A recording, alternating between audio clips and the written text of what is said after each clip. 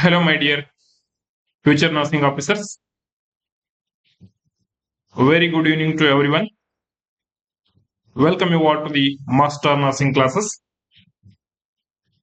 In the last previous video, we have discussed the most of the important questions on the dengue fever, a fever in the malaria, the fever in the typhoid. So how to differentiate that one? What is the key points?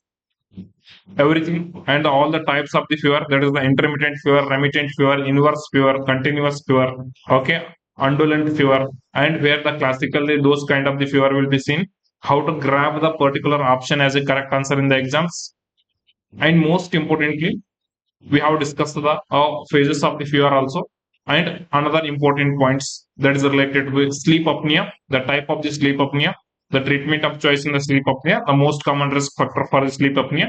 Those very important golden point we have discussed in the yesterday's class. That is going to be a most helpful tool for your upcoming RRB nursing superintendent exam and Norcet mains exams, right? So in the today's class also we are going to discuss those very important golden points with a concept that many people is in confusion. So we will go with the clarity. We will solve the every questions that is very much important with the concept, so that will help you in your mains exams and RRB exams. Right? Once again, good evening, beta. Very good evening. Good evening to one and all. So all are live to the class. So fatafat do comment and send one thumbs up in the comment box. Good evening, beta. Very good evening. Yes. So we'll start the today's class. And who all are watching the first time the master nursing classes, so please do hit the like button. And if you are not a subscriber of our YouTube channel, so you can subscribe. It's free of cost. Okay. So just you have to do is to click on the subscribe button, which is showing to you, right? So if you want all the notifications, you can press over the bell button also. All the important classes, the updated classes, the last minute revision classes, the notification will comes to you if you hitting the bell button, right? So we'll start the today's class with a beautiful motivational quote here. The quote says, "Success comes to those who acts." आपको कुछ ना कुछ करना ही पड़ेगा. You have to do something daily. So action is the key point to everything. Okay. So what is the distance between the dream and success? The one word is action. Okay. So you are dreaming daily. Okay. And here is your success. So here every day you have to do actions. Okay. Every day you have to study. Every day you have to maintain consistency. Then only you can reach till the success. It's very simple. The distance between the dream and success is your action.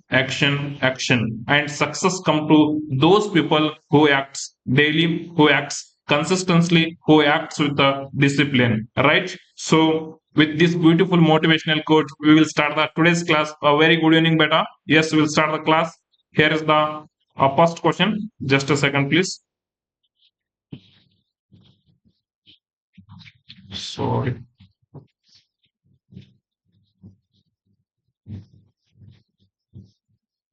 Yes. So here is the first question in front of you people. So it's most important. That is, what is the recommended crutch height? Okay. Adjustment guidelines which says. So the first question is related to the crutch walking here. So what is the recommended the crutch height, where the adjustment we have to do to prevent the complications according to guidelines, what is the actual crutch height should be, or we can say the simple the height of the crutch and the distance between the our axilla and crutch. Okay. So students, these are the images of the crutch. So this is image A, image B, and image C. So I will come to all these images because very important one. So before that, we'll solve some important questions. So okay, I'm waiting for your answer in this particular question. So please, fatafat do comment your answer here. Yes, the recommended height of the crutch according to guidelines. Yes, the crutch height should be always 5 centimeter below the armpit. Okay, so the height of the crutch should be always below the 5 centimeter below the armpit. So this is very important, bacho. Okay, it's not 5 inches. we can say a gap of the 2 to 3 fingers, or we can say the gap of the 1.5 to 2 inches, or we can say the gap of the 5 centimeter. Okay, all are one answer. Any one thing you will get in your exams. Okay, so for the prelims exam also, I told you people the gap between the one insulin injection site to another insulin injection site. Yes, so I told you people that is the very important. At least 1 inch gap, or we can say at least 2.5 centimeter gap is required, right? In the exams, this one asked. So we have to know the entire values, so that will help in the exams. Okay, this is how we have to study for the competitive exams, right? So there will be a 2 to 3 fingers gap between the armpit and the pad of the our crutch. Okay, so these are the important things, right? So look at this image, bacho. Here, this is the pad of the crutch, and here is the axilla. Between the axilla and pad of the crutch, 2 to 3 finger space should be there, and so the foot point of the our crutch should be a 16 centimeter 16 centimeter away from the our lateral to the leg. Okay, so very important, and in range it's in 5 to 8 inches. Okay, so exact one best answer is the that is the 16 centimeter away from the our leg. Okay, so that is the very important. And when it comes to the our elbow here, it should be bent, it should be bend. Okay, so how much, what is the angle? Yes, at least it should bend 15 to 30-degree angle should be elbow bend. Very important, bacho. So why? Because if elbow is not bending means the pressure will go to the shoulders. Okay, so in order to prevent that, never ever put the pressure on the axilla and shoulder. Always the pressure should be handled in the palm only. Okay, so crutch walking pressure should be handled with the palm only. Okay, so in order to prevent the pressure over the shoulders, so and in the axilla also we have to bend the our elbow, that is 15 to 30 degree. And how much degree away from, sorry, how much distance away from the lateral part of the leg? So that is the 16 centimeter should be away. And what is the distance between the axilla and a pad of the crutch? Okay, that is the 2 to 3 fingers difference. Okay, so we can say the 5 centimeter below the axilla, or we can say the 1.5 to 2 inch below the axilla. So very important point and most important point. Okay, so as I told, so these are the crutch. Okay, so among these three options, okay, which one is the example, or we can say the image based question of the gut or crutch? Okay, very important. Which is the image of the gutter crutch? Option A or B or C? Which one is the image of the gutter crutch? So option C is in gutter crutch. This is in gutter crutch. Okay, so this one is then elbow crutch. This one is in elbow crutch. And this one is the very importantly axillary crutch. Okay, this one is an axillary crutch. So this is an chance of asking the exam, that is the gutter crutch may ask, will be, it may be comes in your exams. Very important, I am highlighting to you people. Okay, so if the examiner is asking among these three crutch, which one is the most commonly used crutch, the axillary crutch is the most commonly used crutch. Very important. Okay, so I hope the thing is clear to you people, and the first question is clear. And here is the very important next second questions. Okay, so that is the, what is the minimum requirement of the patient to safely use the 2-point gauge? Okay, so in the crutch there are the different types of the gauge. You have to must and should study, because these are the concept based questions. There is highest chance of asking in your mains exams and RB exams, right? So the concept should be clear to give the answer for the pattern of the gait in the crutch walking, right? So I am here to make your concept very much clear. So I want your answer before that one. So fatafat do comment in the comment box. Okay, what is the minimum requirement of the patient to safely use a 2-point gait? But I am waiting for your answer. Option A, one strong leg and one upper arm limb support. No. If the only one strong leg is there, so we can't use the 2-point gate.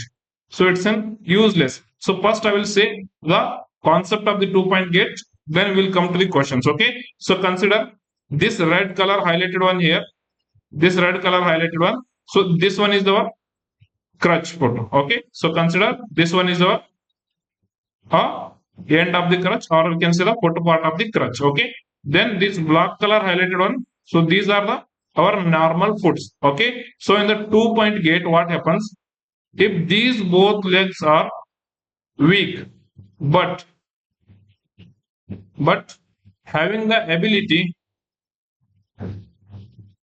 to bear some weight, to bear some weight.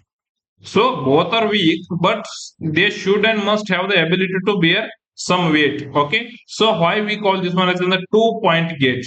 Means, so here the walking will be in the 2 steps. One step is first this crutch will come and this leg will come together. Okay. So first leg, first crutch together at the same time it will come. Okay. So then the second one is the this particular foot will come along with this leg. Okay. So the second foot and second crutch came. Okay. So this at the same time one step, and this is at the same time, that is the second step. Okay. So this is the first step, this is the second step. So we can say this one is in the 2-point gate. Okay. We can say this one is in the 2-point gate. Okay. So in the 2-point gate, consider this one is in the left side crutch and this is the right side crutch. Okay.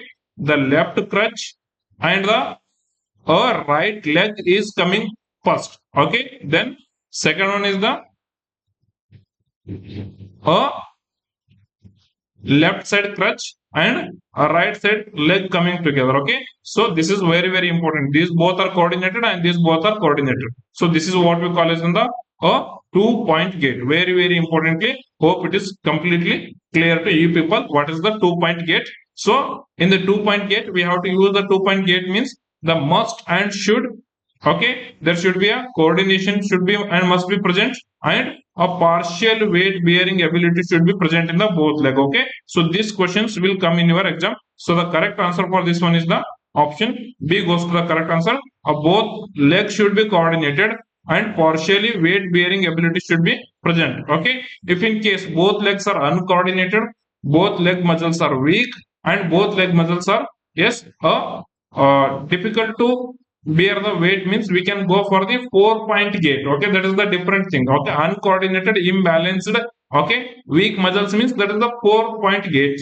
Okay, so here coordinated and having the ability to bear the some weight on the both leg. Okay, so that is a correct answer. Option B goes to the correct answer for the 2-point gate. Very, very important question, bacho. So, and here is the next question for you people on the 3-point gate. Okay, the question is very simple, and you all are the given correct answer to the last previous question. Well done, beta. Well done. Very nice of you all. Okay. So here is the next question in front of you people. So please, do read the question with apply the proper correct concept. Then give your best shot in the comment box. Yes.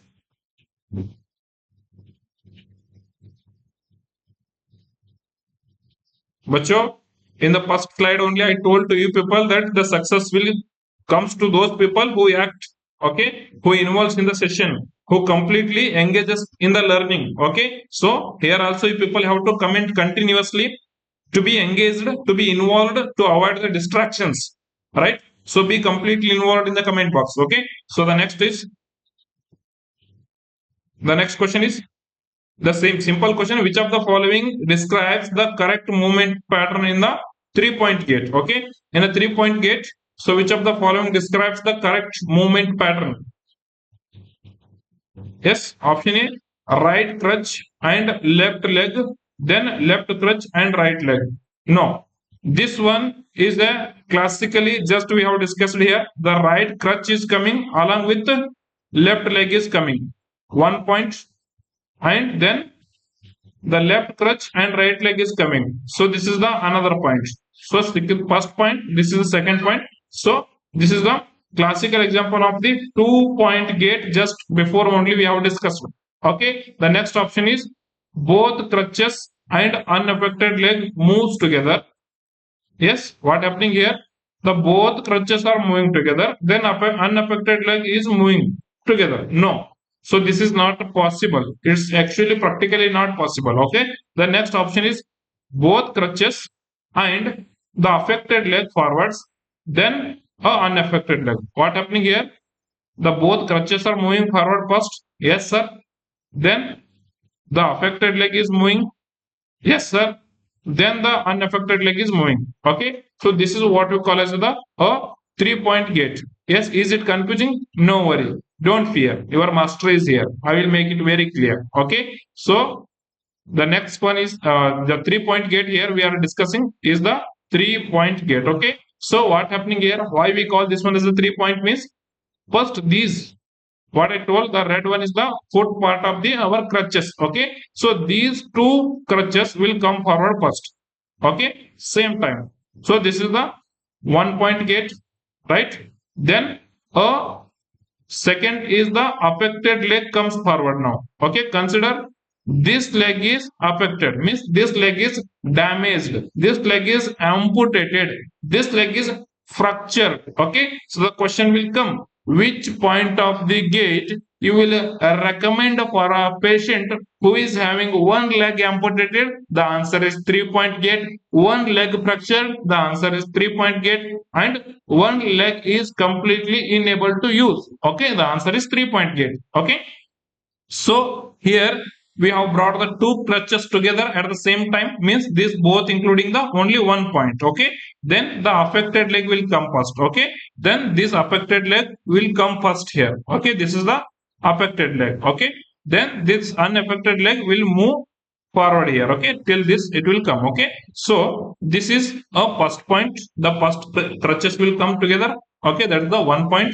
And the second crutch will second one is the point is the unaffected leg will come. Then the third point is the very importantly sorry, second is the affected leg will come, and the third last one is the unaffected leg will come. Okay, the sequence is first is the crutches,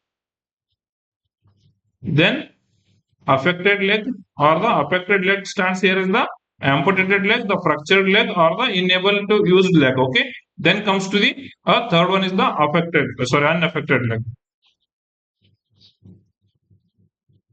Unaffected leg last. Okay, so this is how the first point, the second point, third point. So this is the 3-point gait. Okay, so where we have to use this one here, where one leg is completely unable to bear the weight, there we are using the our 3-point gait. Here is the next question to people, right? So the 3-point gait is most appropriately when used in when in which patient? Okay, the 3-point gait is most appropriate when the patient is full weight bearing on both legs. No, if the patient is fully weight bearing on the both legs means no need of the any crutches, he can walk normally. Okay, then partially weight bearing on both legs, the partially he is able to bear the weight on both legs means there is a 2-point gait, just we have discussed in the first question. Then the option C, non-weight bearing on the one leg. Okay, the unable to bear the one weight in the one leg. Okay, that is the, it may be a one leg amputated, it may be a one leg amputated. Okay, very important. Or it may be a one leg fracture, or it may be a one leg, okay, completely unable to bear the weight. Okay, so in this situation the 3-point gait is completely preferred. Hope it is clear to you people, right? So the next very important question is there for you people. So do read the question perfectly, completely, and try to give your best answer for this particular easy question. Okay, the easy question. The 4-point gait is most appropriate for the which patient? The 4-point gait is most appropriate for which patient? In the first question only told, if the balance is completely lost, okay, so coordination is completely lost and muscles is completely weak. Okay, okay, so balance, coordination, and muscle weakness issues are there here. Okay, So complete issues are there with the balance. Means issue with balance means completely imbalance. Issue with the coordination means loss of the coordination. Issue with the muscle weakness means it's the muscle weakness is there. Okay, and can bear the weight on both leg. Okay, like he can bear the only some weight on the both leg. Okay, but here is the issues or problem is there with the balance, issue is there with the coordination, then muscles are weak. Okay, so then we have to use the 4-point gate. Sir, how it become 4 points, sir? Yes, consider again this red highlighted one are the foot part of the our crutches. Okay, so then these both are the our legs here. Okay, so as I told, these both are legs are loss of coordination, issue with the coordination, issue with the balance, and issue with the muscle weakness means the completely unable to bear the one's own weight. Okay, but it can bear the some weight, right? So here this particular crutch will come first. This is the 1 point. Then this particular leg will come first. Okay, this is the second point. Then this particular foot will come first. Sorry, this particular leg will come the third point.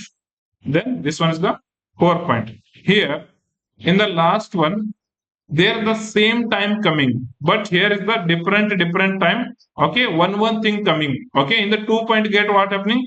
This and this right side crutch and left side leg coming together, and a left side leg and right side crutch is coming together. But here the separately coming, so which is making the 4 points. So this is what we call as in the 4-point gate. Okay, this is what we call as in the 4-point gate, where we can use this one in the muscle imbalance. Okay, muscle weakness, loss of the or issues with the balance and coordination. There the 4-point gate is completely preferred, and it's the most important point to you people. Okay, so then a very important point on the swing 2 gate. Okay, so the question is on the swing 2 gate. Very important again. In a swing 2 gate pattern, what is the correct sequence of the movement?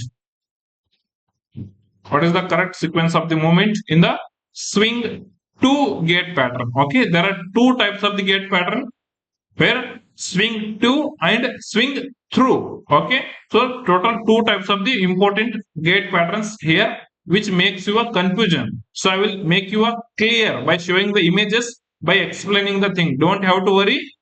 Okay, so try to give your best answer for this question, right? So option A, crutches moves forward, then one leg swings forward. No, it's not one leg. Okay, so then option B, crutches and one leg moves together. Okay, so crutches and one leg moves together means this is not a correct answer. Then option C, crutches moves forward, then both legs swings forward to the level of the crutches. Okay, to the level of the crutches. Okay, what happening here? Look at this image. Look at this particular image. Here is the person, and he moved the both crutches together. Okay, the crutches came here.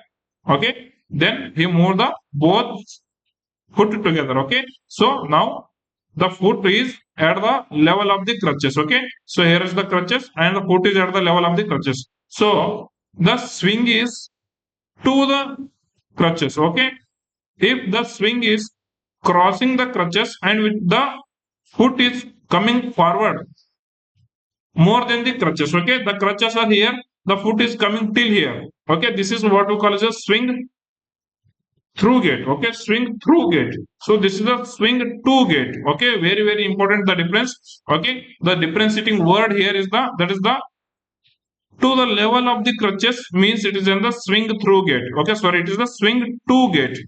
Okay, when it crosses the crutches, both crutches moves forward, then both legs swings and fastest the crutches means which are keeping the crutches behind and the legs are moving forward.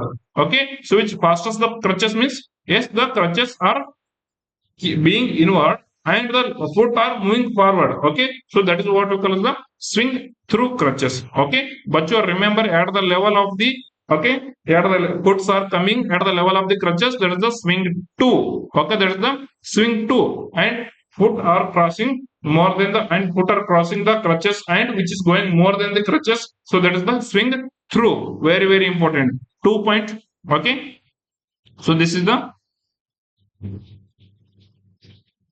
swing through gate, and this is the swing to gate. Very important points. Okay, so don't forget these points because most important, and these are keywords what I'm telling at the level of, so that is also most important. Okay, yes, the next question: what is the correct sequence when going downstairs with crutches and one leg is not weight bearing? Okay, so one leg is completely unable to bear the weight, and here the person is moving downstairs. What is the downstairs and upstairs? So these are the steps, right? If the person is moving down, this is what we call the downstairs. If the patient is moving up, this is what we call as the upstairs. Okay, so here a patient is having a leg where it is one leg is unable to bear its weight. Okay, so one leg is unable to bear the weight. Now person wants to come down by crossing the steps. So how you have to recommend as a healthcare educator to the patient? Okay, so whether you will ask the patient to move the leg first or the move the crutch first. Okay, what is the actual sequence we have to educate? These are the concept based questions, very important questions. A trick is used here to solve the questions. Okay, so don't worry about that one. The next very important question is this one, so you have to give answer for this one now, right? Option is the you have to move the good leg, then crutches, then injured leg. Bacho, whenever you are coming down, first you have to use the crutches. Okay, so keep the crutches first down in the down step, then move the affected leg. Okay, which is a leg with the dressing is there. Are you people able to see here? A leg with the plaster cast is there here. Okay, so first we have to move the crutches.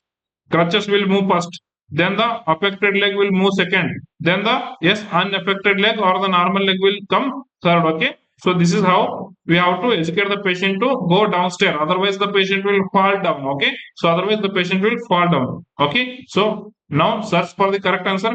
Good leg moving first in the downstairs. No, so good leg is moving first means a pressure will create at the axilla by the our crutches. Okay, it's not possible. The axilla becomes or the shoulder becomes like this. So this is what we call the hunching of the shoulders. We will discuss in the complication of this one. Okay, don't worry. So first we have to move the crutches down, then the then the affected or the fractured leg, then the unaffected leg. Okay, so where is the correct option? Search for that one.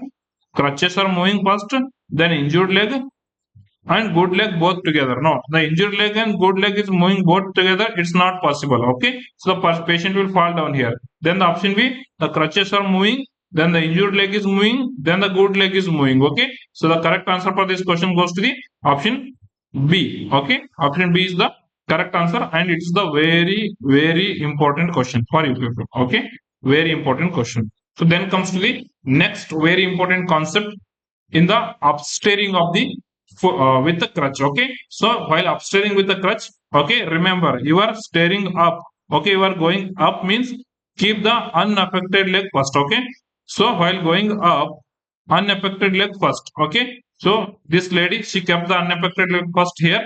Okay, then she is keeping her this one, what we can say, crutches. Then the injured leg will come last. Okay, so first unaffected leg, then the crutches, then the affected leg or the injured leg. Okay,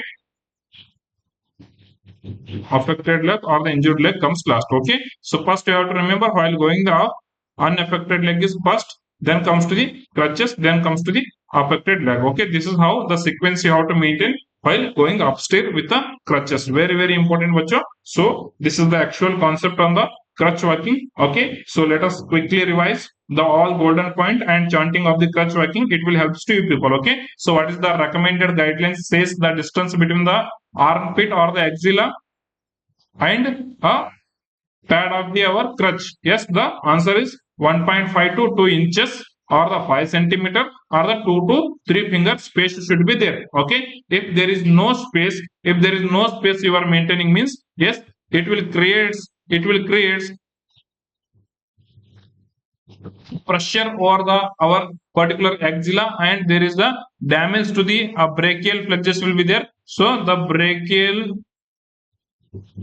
flexus will get damages. Okay, so this is very dangerous. So this is what we call as the crutch palsy. What we can say this one is in the crutch palsy. Crutch palsy means the examiner will ask the questions. Okay, which nerve bundle will be get damaged in the crutch palsy? That is the brachial plexus damage will be there in the crutch palsy. Very important golden point. And the distance I told, if we are not maintaining the space between the foot pad, sorry, the rest pad of the our axilla and our armpit, means there should be a gap. If not no gap, I told there is the crutch palsy is possible because of the damage to the brachial plexus. Very important point. And as I told, what is the distance between the lateral part of the foot and what is the distance between the lateral part of the foot and the point of the our crutch? That is the 16 centimeter, or we can say of 5 to 8 inches. Okay, so that one also I told. And very importantly, how much we have to bend the elbow to hold the crutch properly? That is the 15 to 30 degree. We have to bend the elbow, most important. Okay, so then next very important point is what we have discussed on the crutch. Okay, that is the while demonstrating, while abstaining. So that is the all very important points you people have to understand. Okay, so then the examiner will ask the purpose. Okay, where we will use the 2-point gait. Okay, so one leg is unable to bear the weight. Which one we will use? In the amputated part, which one we will use? So these kind of the questions will come. So all we have discussed properly, perfectly. Okay, so this is the very important point. And the next 30-second advertisement to you people. Okay, where if you are practicing for, or you are preparing for the Norcet mains exams, or if you are preparing for the RRB nursing superintendent exams, means here is the golden opportunity to you people. That is the Norcet mains mission test series. And for the RRB people, the RRB Vande Bharat test series, which both are there in the master nursing classes application, which is completely planned according to your syllabus. Where in the RRB test series for the non-nursing portions, we have included every questions like maths, geography, and all general science questions, general knowledge questions. Okay, so everything which is according to syllabus for your RRB exam, we have scheduled the questions, which is completely planned to cover your non-nursing portion also and your important nursing portion also. And while are preparing for the Norcet mains exams, that is where your time management matters, your concentration matters, your focusing ability matters, and NCLEX based question solving ability matters. So here we are giving a real time practice to you people with a very important and selected very high yield questions for your upcoming mains exams. Okay, so if you want to become a part of the Norcet mains mission test series or the RRB Vande Bharat test series, the link is given in the description box for your test series purpose to download our master nursing classes app from the Google Play Store. If you want, you can download and purchase that one. Okay, so very important. And here's the next most important question, right? The question is like here: which of the following best describes the Kussmaul breathing? Okay, so which of the following best describes the Kussmaul's breathing? Before going to the options, I want my average students to be comment in the comment box where classically we can see the Kussmaul breathing. In which condition? In which condition the classically we can see the Kussmaul's breathing? Very nice of you. Well done, beta. Well done. DKA. That is the diabetic ketoacidosis, which is in the acute complication of the our hyperglycemia. Okay. So here, very importantly, Kussmaul's breathing will be classical seen in the diabetic ketoacidosis. It's in type of the metabolic acidosis. Diabetic ketoacidosis is the type of the metabolic acidosis. Most importantly, yes, almost all people have given the correct answer. Now you have to identify the proper how actually the Kussmaul's breathing happens. Okay, option A, rapid and shallow. Okay, the rate is increased and the depth is decreased. The rapid means the fast. Fast means the respiratory rate is increased, but the depth is decreased here. It is telling no. So in the Kussmaul's breathing, the depth also increases, the rate also increases, Why? Because this Kussmaul's breathing is a type of hyperventilation. It's a type of the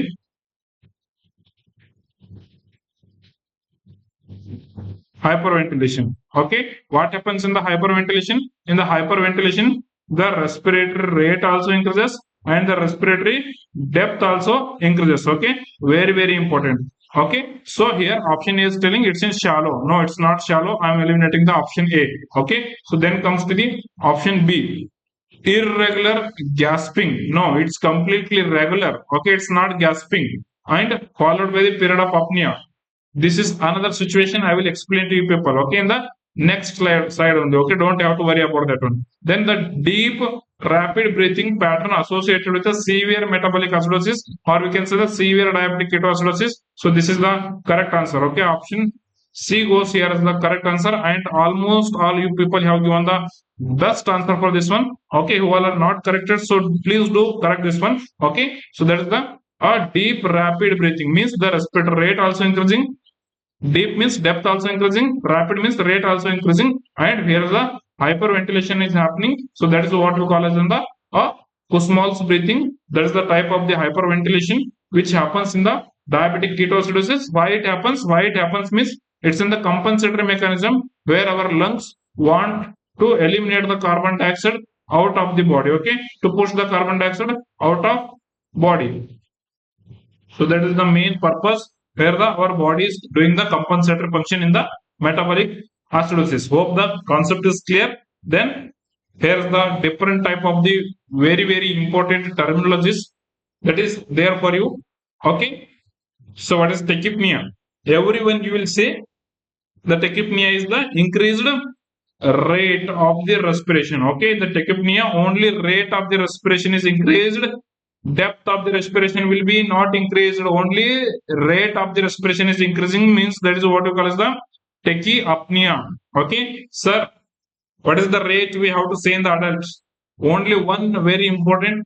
The different books says the different values, and I am saying you are NCLEX important value. You have to follow this one only, and this one only will come in your exam. And consider this is the final part. Okay, so the respiratory rate is more than 24 breaths per minute. So 24 more than 24 breaths per minute. That is what we call as the tachypnea. Okay, so the tachypnea is increased rate of the respiration. We can say abnormally fast breathing or increase the rate of the respiration more than 25 breaths per minute. That is the tachypnea. Okay, then comes to the bradypnea. Right. So what is the bradypnea? Bradypnea means decreased rate of the respiration. Okay, where the slow breathing rate will be there. Okay, the slow breathing rate will be there. So the respiratory rate is decreasing. Sir, how much? Yes, that is the less than 12 breaths per minute. So this is what we call as the bradypnea. The different books says the different value. This is the final value from the master. Okay. So give this one only as the correct answer in your exam. Okay. In the bradypnea, the depth of the respiration is not decreasing. Just the rate of the respiration is decreasing. That is the bradypnea. Okay. So the next very important point is the apnea. What is apnea? Apnea is the absence of the breathing. That is called as the apnea. Okay. So look at me. I'm not breathing, bro. Is this apnea? No, it's a sudden cessation of the breathing more than 20 seconds. More than 20 seconds. Then only I will say that is the apnea. And apnea is not voluntary one.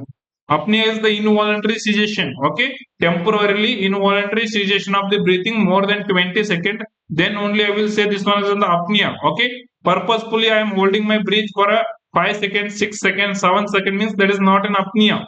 Apnea is the involuntarily cessation of the breathing more than the 20 second. More than the 20 seconds. That is what we call as in the apnea. Remember this particular last point what I am saying you people. Okay. So this will be a brings difference in your exam. Okay. So then comes to the next word. That is the dyspnea. Dyspnea means there is the difficulty in the breathing. That is called as the dyspnea. Wherever the word dys comes, that indicates the difficulty. Okay. So very important. The dyspnea means the difficulty in the breathing. That is the dyspnea. So what is the priority nursing intervention when the patient feels the dyspnea? The first point is to change the position, okay, to the Fowler's position. If the patient is lying supine, okay, make him as a Fowler's positions, okay, that is the most important and the first priority in the dyspnea, okay. Semi-Fowler's also, if there is an option, so semi-Fowler's is your answer, right?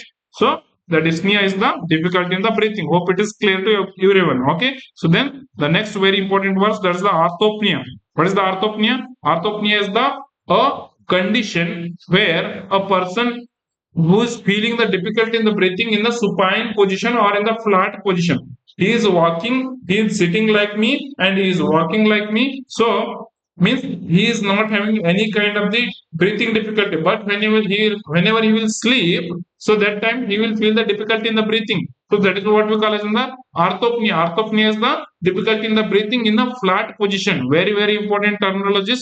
Okay, and very basic terminologies. Difficulty in the breathing when he is lying flat. Okay, that is the orthopnea. Hope it is clear to you people. Then the next very, very important one is the Cheyne-Stokes respiration. What is the Cheyne-Stokes respiration?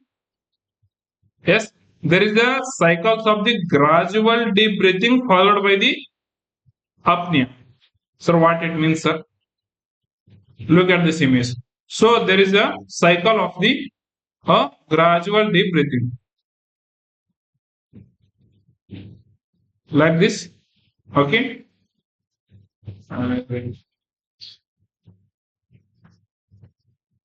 Gradually increased depth in the breath,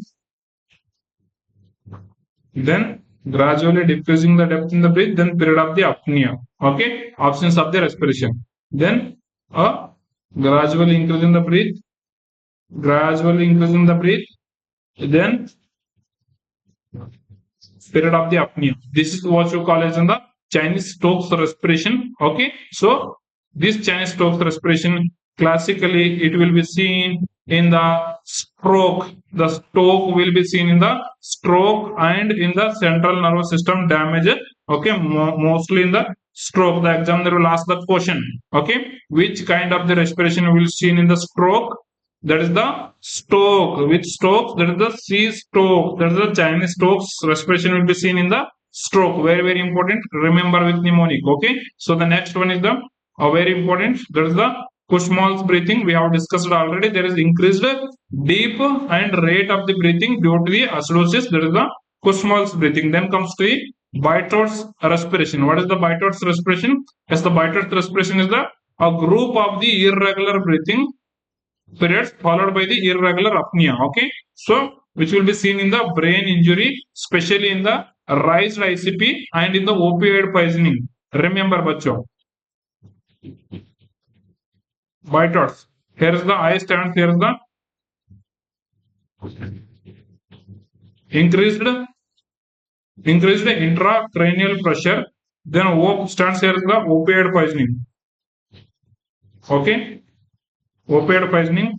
So in this both situation, there will be a Bitort's respiration. Sir, how Bitort's respiration will looks like? So Bitort's respiration will looks like so like this. A cluster or the group of the irregular breathing followed by a period of apnea, then a cluster of the irregular breathing, then followed by period of apnea. Okay, here it is a gradually raised breathing, bacho. Okay, so here it's just a cluster of the irregular breathing followed by a period of apnea. Then group of the irregular breathing followed by a irregular apnea. So that is what we call as the Bitort's respiration. So you can see this one in the raised ICP and opioid poisoning. Okay. So I stands here as the increased ICP, O stands here as the opioid poisoning. The Bitort's seen in the this particular two important things. Okay, remember. Then comes to the hyperpnea. Okay. So what is the hyperpnea? What is the meaning of the hyperapnea? Only the depth is increased.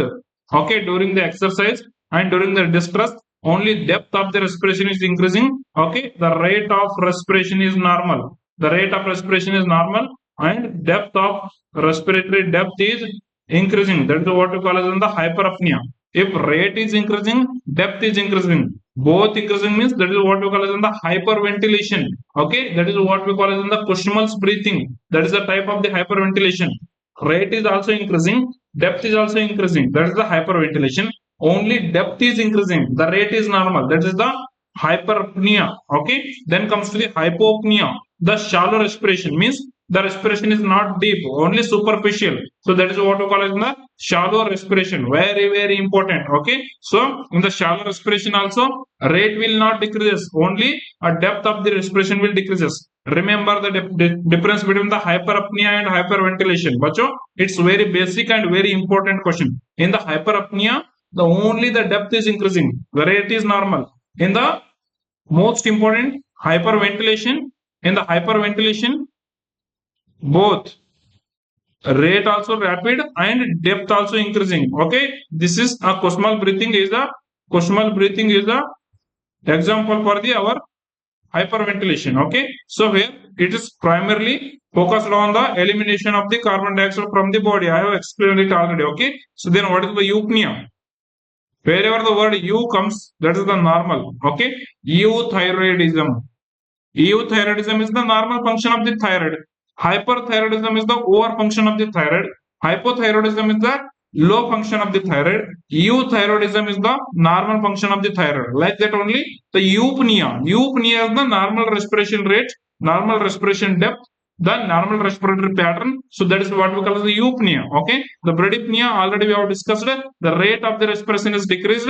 Okay. So eupnea will comes like this, and bradypnea waves will be like this. Means the more prolonged waves. Okay. Then comes to the tachypnea. Okay. More fast waves. The rate of the respiration will increases more than 24. Okay. The rate of the respiration less than 12 here. In the bradypnea, rate of the respiration more than 24. In the tachypnea, then eupnea is the normal respiration rate. That is the 12 to 24 is the normal respiration rate. Then comes to the shying. Okay. The normal regular breathing followed by the one big breath. Okay. Normal regular breathing, then followed by the one big breath.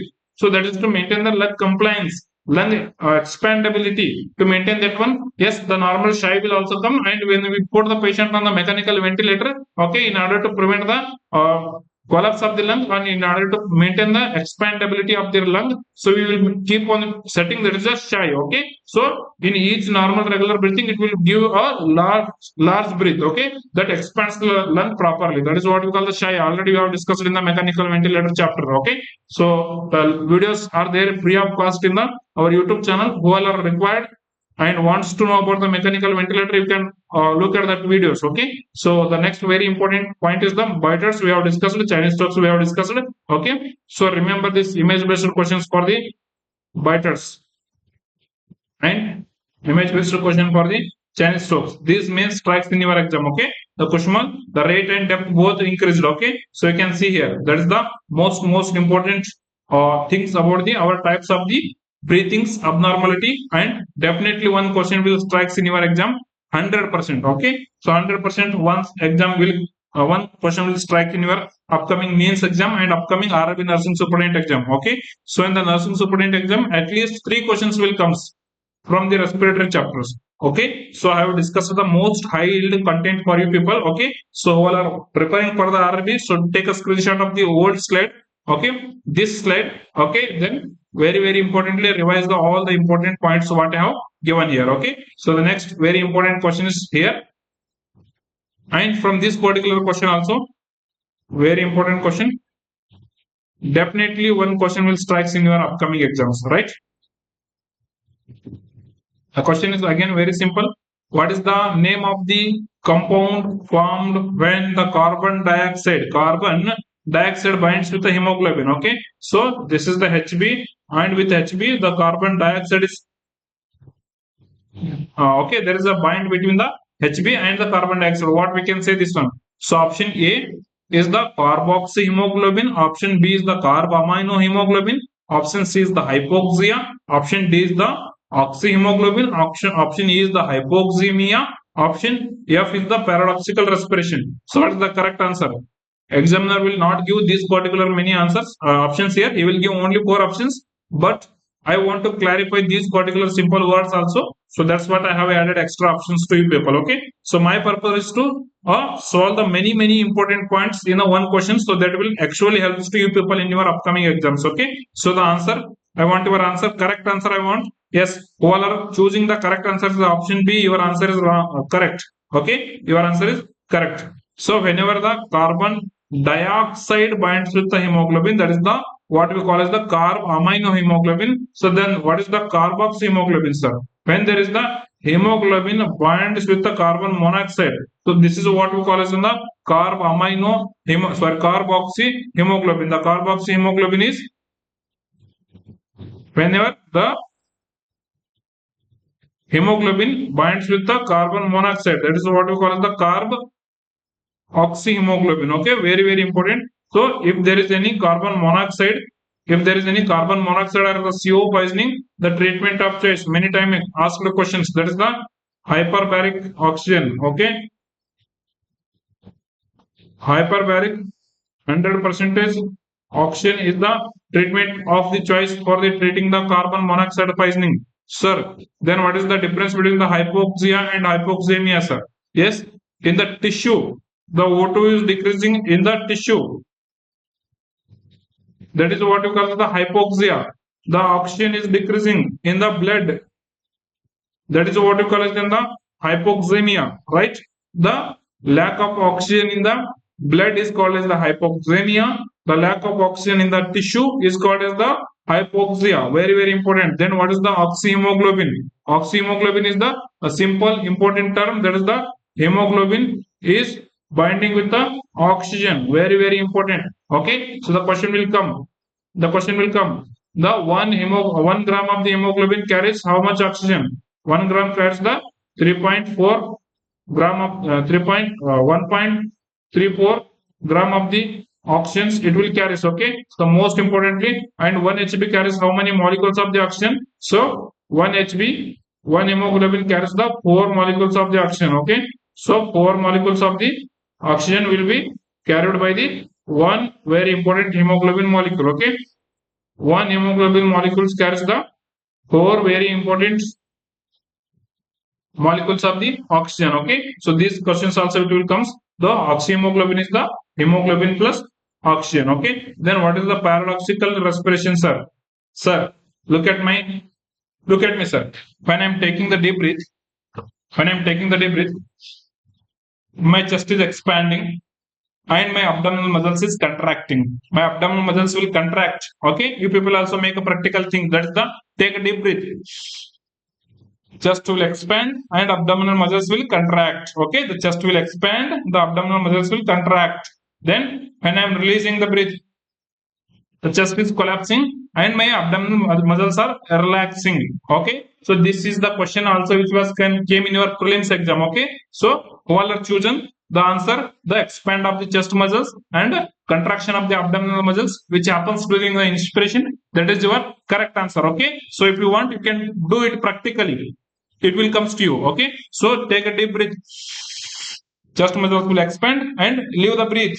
The chest muscles will collapse. Similar time, the abdominal muscles will contract during the inspiration and abdominal muscles will relax during the expiration. Okay, so this is what normally happens. But where my particular ribs are broken at the 3 particular areas continuously. Okay, consequently, so this particular rib, this particular rib, this particular rib, and one rib broken at the 2 areas. Okay, so one rib is broken at the 2 areas. This one, this one. This rib here also broken, here also broken, and this rib here also broken, here also broken. More than 3 ribs continuously at the 2 separate area, the ribs are broken. So this is what we call as on the flail chest. Okay, what we call this one as in the flail chest. Okay, so now look at this particular image here. So this rib is broken here and here. Similarly, this rib, which is second rib, which is broken here and here. The third rib is also broken here and here. So this particular portion is separate now. Okay, it's separate. Okay, so during the inspiration, my lungs are expanding. Right? During the exhalation, my lungs are coming to normal size. So here, what happens during the inspiration? The entire lung will expand, and this particular portion it will go inside.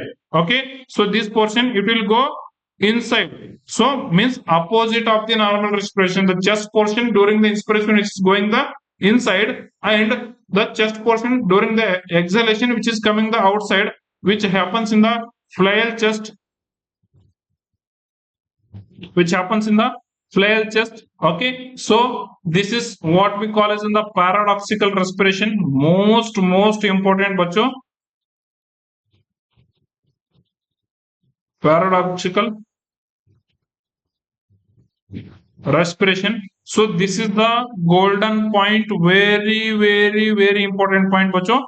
It will comes in your exams. Okay, so during the inspiration it will move inside, during the exhalation it will come inside. So actually it is happening opposite to the normal process. Okay, that is what we call as in the paradoxical, means the ulta.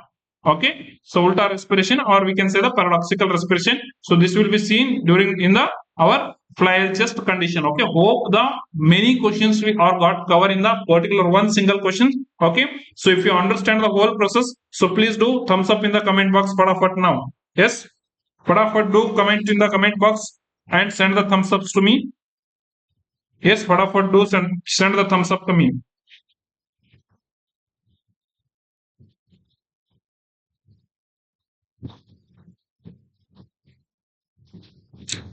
Yes, very nice of you all. So I hope it's completely clear to you people, right? So on the flail chest and paradoxical respiration, most important words, okay? So here's the next most important and very important question. If this question is coming in your exams, definitely it will comes with the same to same option, and there is the highest chance of asking this question in your mains exam. Okay, so please do focus over the complete question, read the complete question properly, and there are the clues are there in the question where you have to identify the clue and choose the correct answer. Okay, so we will start reading the question and we will start choosing the option, and we will summarize with the concept, because this particular question concept will definitely strikes in your exam, and upcoming 5 minutes is those minutes which will give you a particular one single marks compulsorily. Okay, so let me start firing here. Okay, so here are 21-year-old marathon runner. Okay, he is the a 21-year boy or the girl. He is running a marathon. Means he is running for a long duration. Then collapses during a marathon or the collapses during the race. Okay, and during the hot summer days. During the hot summer days, he is running in the open areas. Okay, where during the running he suddenly collapses, and on arrival, he is confused. When we arrive to the patient, he is confused. Means there is a CNS changes will be there. He is confused and his skin is hot and his skin is completely dry. Very important. There is hot skin, there is dry skin. Means there is no sweating. The person is running the marathon collapses during the running, and when we will make him arrive or awake, he is completely confused. When we look his skin is completely hot and dry. It means there is no sweating. Okay, and his temperature is more than, or it's his temperature is 41 degree Fahrenheit.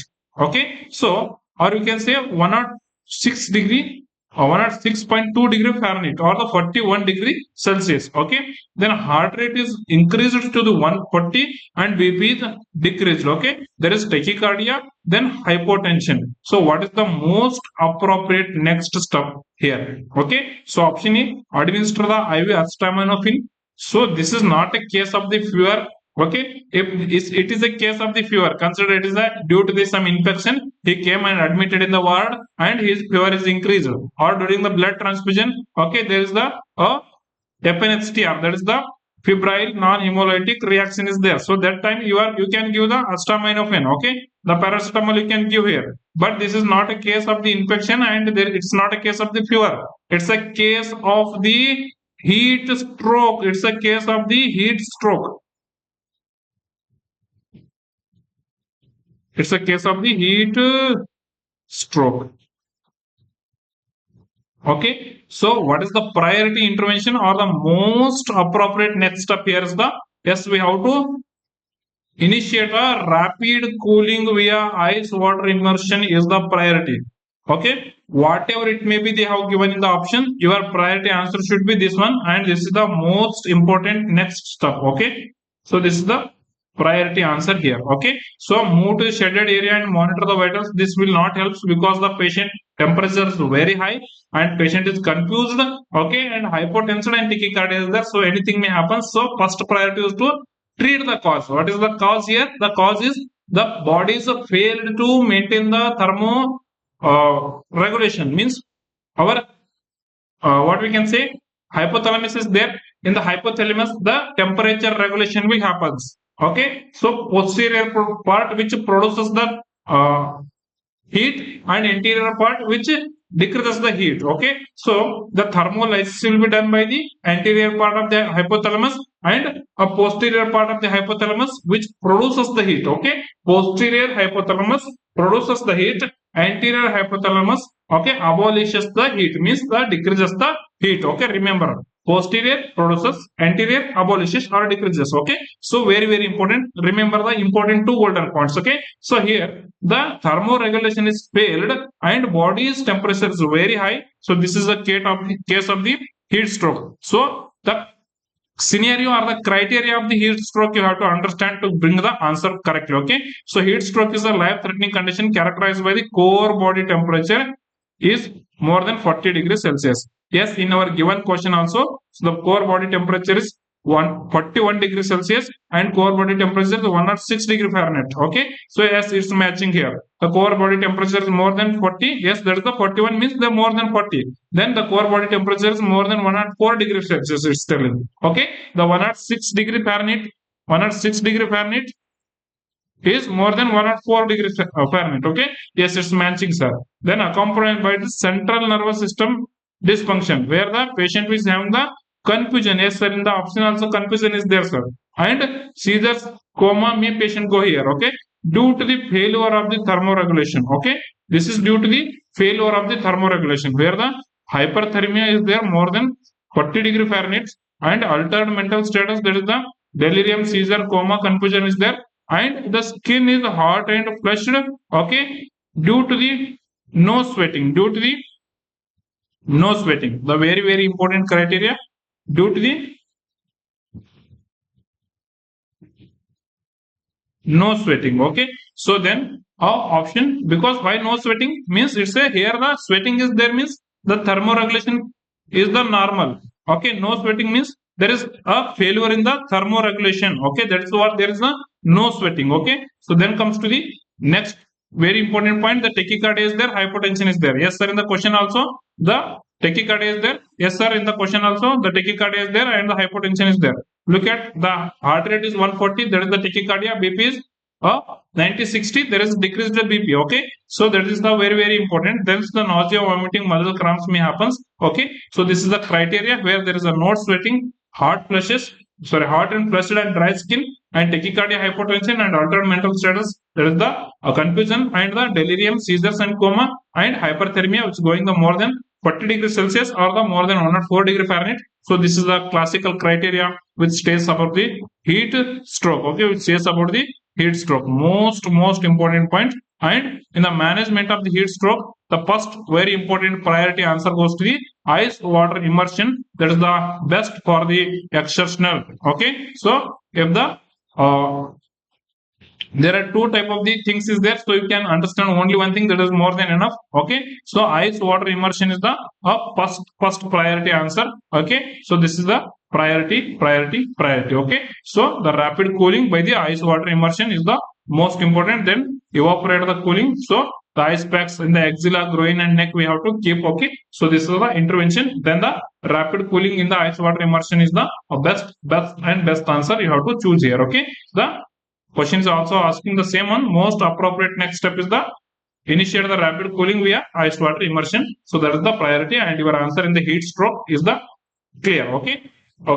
In the examiner will do the same question body and he can ask you, so what is this condition? In the option he will give the heat exhaustion, it's in a rigor, or it's in the heat stroke, or it's in the excessive fever. Okay, what is your answer? Yes, if there is no sweating, okay, and the confused, there's CNS abnormality and temperature is more than 40 or more than 104 degree Fahrenheit, then hypotension, tachycardia with hot dry skin, so your answer will go to the heat stroke. Okay, so here is the next very important question. So which of the following is the hallmark symptom of the heat exhaustion? Okay, so which of the following is the hallmark symptom of the heat exhaustion? Okay, बच्चों, heat exhaustion happens due to the excessive exposure to the heat. Okay, it's not due to the failure of the thermogenesis. The heat stroke was happening due to the failure of the thermogenesis. Heat exhaustion happens due to the exposure to the excessive heat. Okay, due to the exposure to the excessive heat, the heat exhaustion happens, and the dangerous thing which happens here is the excessive sweating will happen. Okay, the sweating will be excessive. So due to the excessive sweating, the fluid loss and fluid and electrolytes loss happens. Here the treatment priority is to replace the fluid and electrolyte is the treatment priority. And first, before the replacing the fluid and electrolyte, we have to move the patient to the cool environment. So that is the most important priority. Okay. So if you are getting the both option in the priority settings of the heat exhaustion, the first answer is the remove the patient from the heat area and move him to the shed where there is the cool is there. Okay, so that is the priority answer. Then after that, the next important thing is the fluid and electrolyte. Okay, if in case the examiner may give you a answer in the question only, like a patient with a heat exhaustion is moved to the shed area with the cool, what is the best next step?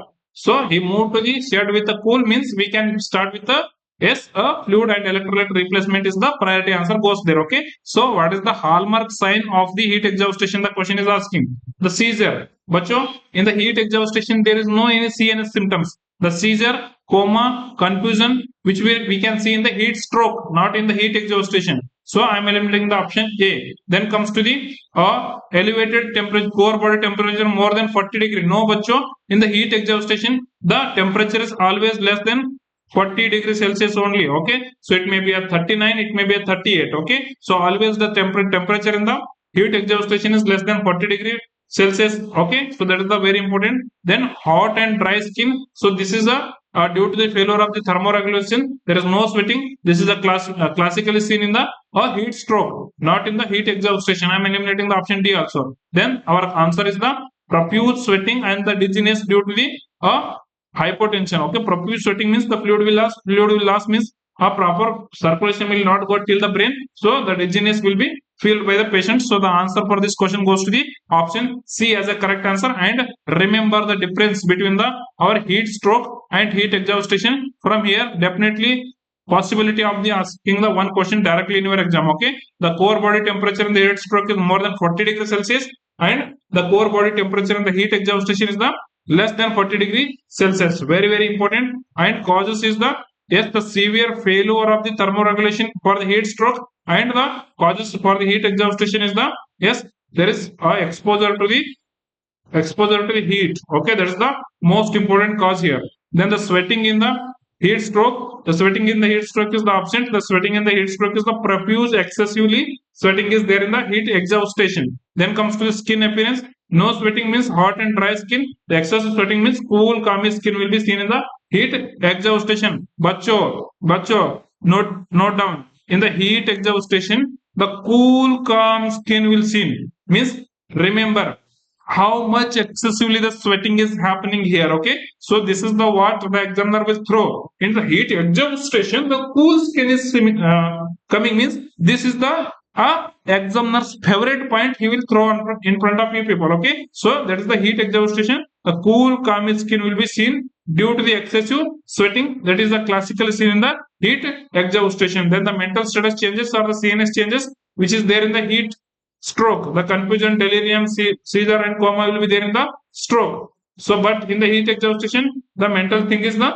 normal, and there may be a mild confusion, but it's absolutely every time it's a normal only. Okay, this is the very important difference between the heat stroke and heat exhaustion. I am writing it on very important. Note it down or take a screenshot of this one and write it in your last minute revision notebook. It will helpful for you people for your lifetime. Okay, even if you are got selected as a nursing officer in the AIMS and you are working for the 2 to 3 years, after that exam you have to face, that is the SNO exam. Okay, so there also your notes will helpful wherever you are making the notes. So don't give your notes to anyone, because here you are making the struggle and you are working on your particular thing, means it should be with you because it will comes to your lifelong use. Okay, the golden points will be, the golden classes will be never repeated in the futures, right? So whatever the golden thing is coming with the free of cost, take utilize of this one. Okay, if you are not possible to make a notes, take a screenshot, keep it with you. After the exams, take a notes slowly. Okay, so don't miss anything. And here is the next very important question to you people. Okay, so the question is like this, a very simple question, very simple question. Okay, which of the following areas most commonly affected by the frostbite? So the two things that is seen related to the high temperature, that is the heat stroke, heat exhaustion. But here next the question is related to the excessive cold, due to the excessive cold or due to the exposure of the body to the freezing temperature, to the freezing temperature our body is exposing, means what happens, the frostbite will happen. The most common site of happening the frostbite is the our toes, fingers, nose and ears. So this is almost all people have given the correct answer. The option C goes here as the perfect correct answer. Okay, so what happens in the stroke bite? In the stroke bite, a very important classical feature of the stroke bite is that whenever you will see a toes and fingers, here inside the cells the accumulation of the ice crystal, the classical feature of this frostbite, that is the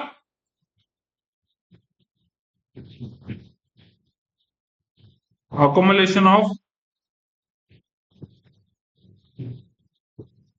ice crystal is a classically in the cell. Okay, this is in the inside of the cell. Okay, so this is the classically seen in the frostbite. What is the frostbite? Frostbite is the when our body exposes to the freezing temperature, excessive freezing temperature our body is exposing, means so here yes the ice crystals will forms in the cells, so that is what we call as in the frostbite. Okay, so degree of the frostbite, where the second degree recently asked in the exam, so that is what I am here to rapidly revise the degrees of the frostbite because it's important. Okay, so degrees and its future we will see. In the first degree frostbite, we can say that is the just a redness is there, just a numbness is there, and no permanent damage is there. Okay, so a degree of the frostbite where there is a no permanent damage, no number, just there is a numbness and redness over the finger, twice and nose and ears. So that is what we call as in the first degree frostbite. Okay, if there is in the fluid filled, okay, the clear fluid filled blisters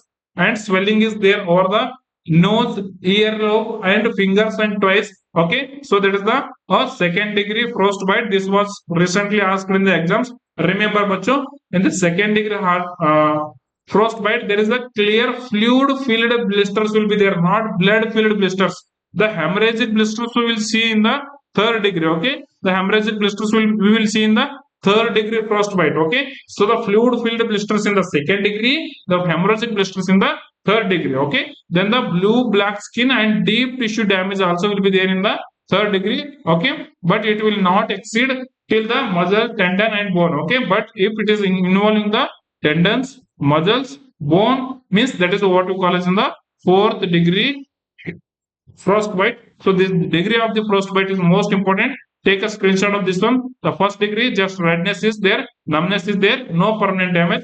In the second degree, a classically fluid filled blisters and swelling. In the third degree, the hemorrhagic blisters and the black skin with the deep tissue injury. And the fourth degree frostbite, the muscle, organs, bones, tissue, everything is involved and which are converting into the gangrene. So that is what we call the frostbite. Okay, so how it sees. Okay, look at this one. Just the redness is there and numbness is there. Okay, this is the what we call as in the frostbitten skin, the degree 1. Okay, so and if it's a deep tissue injury will be there, so that will be whatever the grades I have told. Okay, so this means there is rarest chance of the image based questions if it is coming, so you can choose as a correct answer for this one. Okay, so yes, this is the frostbitten foot pies and these are frostbitten fingers. Okay, so very important, you have to notice here. Okay, so hope it is clear to you people. Then comes to the next very important management of the frostbite.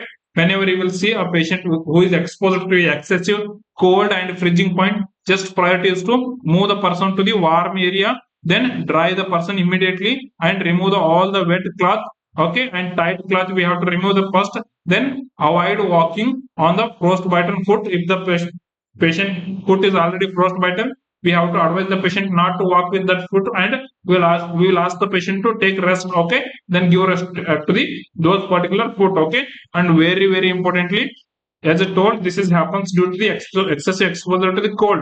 Okay, so this kind of the frostbite we will see in our Indian army or the another country army who is working at the ice peak area. Okay, where there is a snowfall will be there continuously. So those kind of the areas. So if the army man is working, means for them there is chance of the frostbite is there. So what happens if the frostbite is there? So they will, it is due to the excessive cold. Then so when there is someone somewhere where there is excessive cold, means always persons rubs to make it hard, but the rubbing in the or the massaging in the frostbite is contraindicated. Remember this very important point. Even he is exposed to the excessive cold, and so do not rub and massage the area of the frostbite, because you are rubbing this area means that this area will completely get damaged, because inside there is an ice crystals are there. Okay, so remember this point. Do not massage, do not rub the area. Okay, the most very important point. Okay, so this one we have to identify and give the best answer and best shot in your upcoming exams. Okay, so now the most important image based questions for you people. Okay, so what is this image? Both are same only. So what is this image and why we have to use this image? Fatafat, do response to the questions.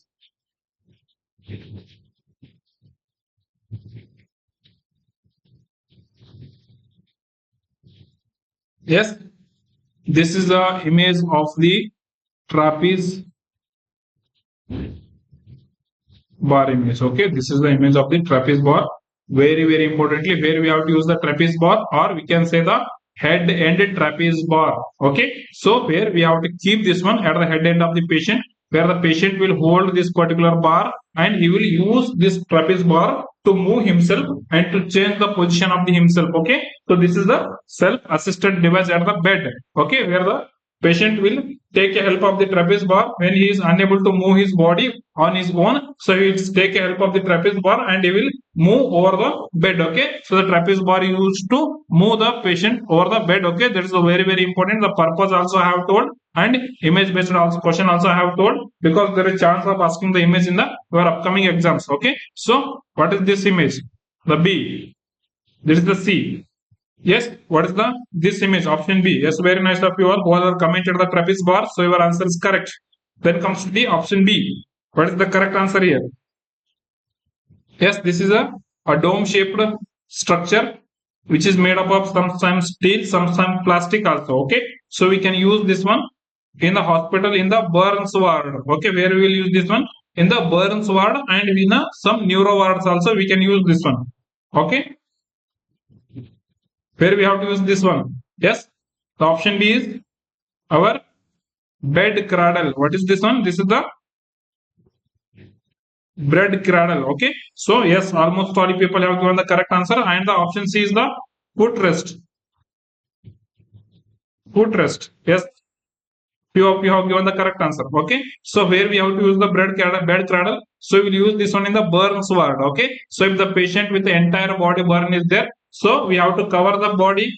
Okay, so if the patient entire body is burned and I am taking the blanket, I am putting over the patient, means while removing the blanket, yes, the blanket will completely attach to the skin of the patient and it will make such a extent of the pain where you can't imagine also. Okay, so in order to prevent that one, in order to avoid the direct contact of the blanket with the patient body, so we will keep the bed cradle on that one. We'll put the blanket where the patient body also will cover, and a blanket also will not attach with the patient body. Okay, so that is the purpose of using the bed cradle. Very important. And this is the footrest, where the patient is admitted for the prolonged time and is sleeping over the bed for the prolonged time. Okay, so if his foot is should be straight like this, and it should be in the dorsiflexion position properly like this. Okay, if the patient foot for the proper for prolonged time is like this, okay, so is like this, means the foot is dropping like this. Okay, so because of the damage to the perineal nerve. Okay, which nerve causes the foot drop? Okay, bacho, MCQ. Foot drop is caused by the which nerve? Yes, that is our perineal nerve. Perineal nerve causes the foot drop. Okay, in option A, the examiner is giving the a superficial perineal nerve, and option B, the examiner is giving the deep perineal nerve. Then which one you have to choose? Yes, the most commonly foot drops happens due to the damage to the deep perineal nerve. Very very important. In order to prevent this one, we will use this foot rest. Okay, so where the patient's palm we will maintain in this particular position, which is used to, yes, to prevent the foot drop. Okay, very very important question, and most important question for your, yes, upcoming Norcet 8 and RRB exam. Okay, so image based questions not asking means they will ask the purpose of the blood curdle. Okay, so they will ask the purpose of the our very very important foot rest, and the question that is related to foot drops also, and the nerve which damages in the foot rest also they can ask in the exams. Okay, so hope the concept is clear for this particular thing. Okay, so here is the next most important thing for you people. The very very simple and easy question, that is the which of the following is the core component of the our nursing metaparadigm. What is nursing metaparadigm? Nursing metaparadigm is the a set of the theories where we are keeping as a base of the profession, and which makes a complete discipline, and which gives a clear guidance to the a particular profession. That is what we call as the metaparadigm. Okay, so in the nursing metaparadigm we are having the four very important components. So that is the, remember the mnemonic, that is the pen and H. Okay, so P is the person, E is the environment, N is the nursing, H is the health. Okay, so search for this pen H. Okay, this is the core component of the our nursing metaparadigm. Option A is telling diagnosis, plan, implement, and evaluate. No, these are the component of the nursing process, not nursing metaparadigm. Okay, yes, the option B, the person, environment, health, and nursing. Yes, almost all people have also chosen the correct answer, and you people are expert. Okay, so this is the correct answer. A person, environment, health, and nursing is the pen H is the very important core component of the our nursing metaparadigm, which will be very very important to you people. Okay, so hope it is clear to you people, right? So if the examiner is asking among these four component, which one is the very important component? Always a person is the very very important concept. Okay, so among all four important, this one, which one is the most important? That is the most important component. Our person is always given as the most important component. Okay, so hope the today's questions, today's concept what we have discussed is most helpful to you people, and in the tomorrow's class we will discuss again a high yield questions. Okay, so yes, be ready for the tomorrow's class also, and if the today's concept questions and whatever the thing I have explained to you people, if it's found helpful to you people, so please do subscribe to the channel and hit the like button. And I told you people, we are having the beautiful plan for the upcoming RRB exams and upcoming Norcet mains exams, which is completely fully planned on your time management, on your important high yield questions, on your newly updated questions, concept, everything. So that is one liners, image based, and practical based, scenario based. Every questions will be involved in the Norcet mains mission exam for the mains preference aspirants, and for the Vande Bharat plan for the RRB aspirants. So if you want both, you can choose the sure selection, where we are giving the both sure selection test series for the both Norcet mains and Vande Bharat. If you want only Vande Bharat for the RRB, you can purchase separately. If you want only mains, you can take the mains separately. If you want both, you can take the sure selection. Okay, which involve the combo offer of the both Norcet mains and the our very important RRB also. Okay, so hope it is clear to everyone, and today's class is helpful to everyone, I think so. And most important core concept we have discussed in the today's session. So in the tomorrow session, I will come up with the another high important and high yield contents. So tab tak ke liye stay connected. stay motivated. Don't wait for the things to happen. Yes, the make the things to happen. Okay, so always investing your time, investing your money over the high quality contents definitely pays you a good result. Okay, so here the master nursing classes is here to bring a quality content and give the quality content in the short period of the time without wasting a single minute of the aspirants. Okay, so that is the special feature of the our master nursing classes. Okay, if you want to take the more classes, yes, you can subscribe to the courses and you can subscribe to our YouTube channel. We will meet in the tomorrow's session. Tab tak ke liye, Jai Hind, Jai Bharat. Take care, everyone. Maintain your good health for your mains exams. Okay, so meet in the next session. Bye bye.